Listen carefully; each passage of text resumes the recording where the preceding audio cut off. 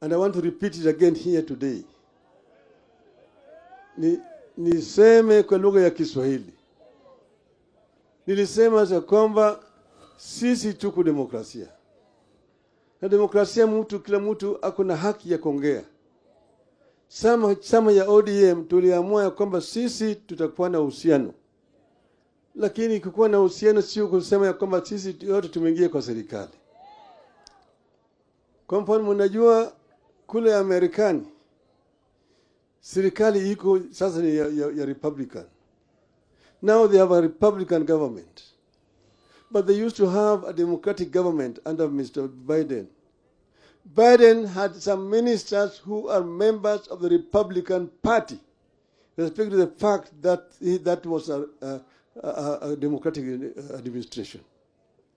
Likewise, even Mr. Trump have got some ministers who are members of the Democratic Party. I'm saying Biden had ministers who were members of the Republican Party, and he was a Democratic president. And Trump has also got some Democrats in his cabinet today. There's no collision between Democratic Party and the Republican Party in the U.S. Secondly, we are running what is called a presidential system of government. We don't have opposition benches and government benches. We have what is called parliament as an institution. Parliament oversight the government. The executive implements policies. Parliament passes laws, and the executive uses those laws to govern the country. And then the judiciary, which interprets the laws. So there's really no collusion between ODM, no collusion between ODM and UDA.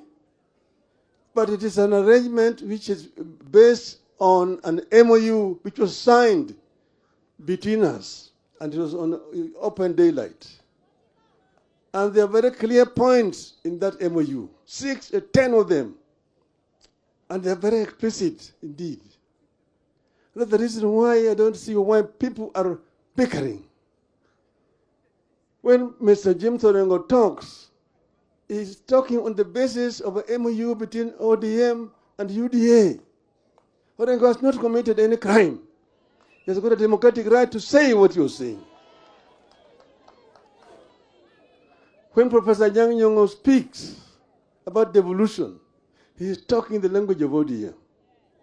And I said it when we were in Siaya, that devolution was the most important feature of this new constitution. Ugatuzi ni muhimu zaidi katika katiba hii ambayo tulitoa Bomas. Ugatuzi. Lakini ugatuzi hajafanya kazi kwa sababu hatujatekeleza kulingana na sheria ambayo iko ndani ya katiba. Devolution has not been implemented the way it should be implemented. That's why the people are not reaping the benefits of devolution. You have devolved some responsibilities, but you have not devolved the funds to give the counties the power, financial power to implement those functions. Health is a devolved function, but most of the funds are held up in Nairobi. Where should the national government be holding over 100 billion shillings? Yet the health function is devolved.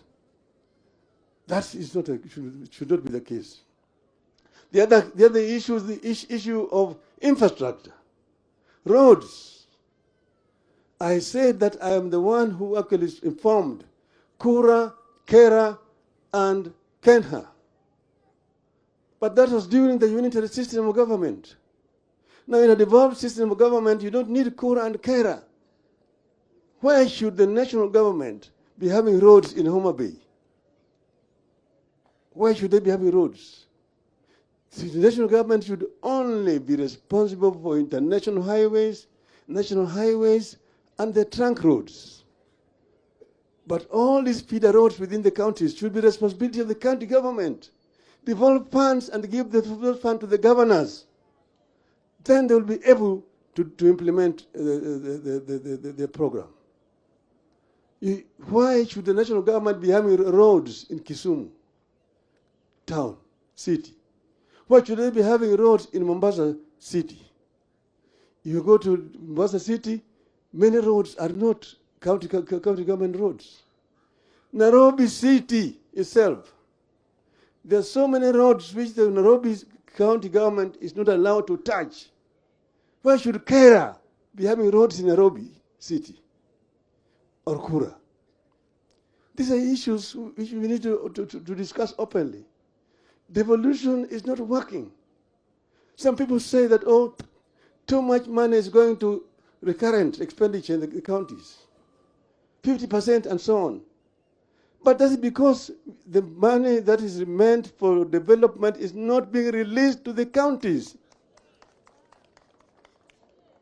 Why should they be paying him Nyamrerwa? Why should Nyamrerwa be paid by the national government? Why?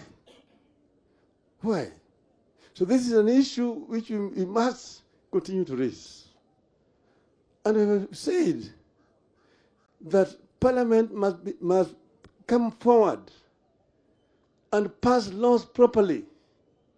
I said that this CDF national government must go. It must go. That money should come to the counties, and the counties should use them to implement those projects. Over this, there's no compromise. Over this, there's no compromise. And I want the media to understand me so clearly today so that you don't again go and misinterpret, oh, Raila alisema he. I'm speaking in clear English so that you can understand and report it properly. Nimesema kwa Kiswahili sanifu na mmesikia ya kwamba sisi tunafanya kazi pamoja na serikali ya UDA. Nimesema tunafanya pamoja. Lakini tumesema hatujakuwa Hello? Tumesema sisi tuko na muungano na serikali ya OUDA. Na tutafanya pamoja. Tunataka Wakenya waungane pamoja wakati hii, ili wananchi waweze kupata manufaa ya maendeleo wakati hii. Kwa sababu tunataka amani katika taifa letu. Jothurwa anadwani mondo jothurwa ochung'motegno. Kang'ime kucha. Pinybro yaore. Jothurwa winjo maber. Adwani jothurwa udhi uchung' motegno kaka osechung' motegno pile. An gadiera ni wabiro chopo kuma wadwani wadhiye cha. Akwan mi Nyasaye mondo oket chi mama kama ber e polo malo. Erokamano ahinya.